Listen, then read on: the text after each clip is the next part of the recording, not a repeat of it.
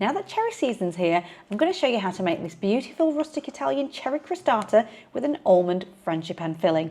It looks like something you'd pick up from a bakery, but honestly, it's surprisingly simple to make. And don't worry if you haven't got fresh cherries, a jar of cherry jam or almost any other jam works just as well. So first I'm adding plain flour, caster sugar, baking powder, lemon zest, and cold diced butter in a mixing bowl. You'll find all the ingredient quantities and full method in the pinned comment below. Then rub the mixture into crumbs with your fingertips, but I like to keep things easy, so I'm mixing it in my KitchenAid. Then crack in 2 medium eggs and some almond extract and mix it until it forms a dough, which you'll need to transfer to some cling film, roll it up and leave in the fridge to chill for at least 30 minutes. But now's the perfect time to simmer the cherries into jam. Then leave it to cool or use store-bought.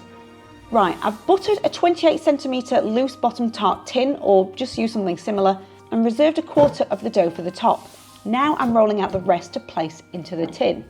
Although this was not my finest work, honestly, it doesn't matter, because this pastry is perfect for patching up. You could even press the whole lot in by hand if you wanted and not use a rolling pin. Next, my layer of frangipane goes in. Yep, that's right, no blind baking. Another reason why I love it. And then the cherry jam. And finally, my favourite part, because it makes it look so fancy for such little work, is roll out your last quarter of pastry and cut into 1-inch strips using a crinkly pasta wheel cutter. Then place them on the tart in one direction, and then add another layer to form crisscrosses and brush with milk before baking in the oven. So here's a smaller one that I made, no soggy bottom, and time for a taste test.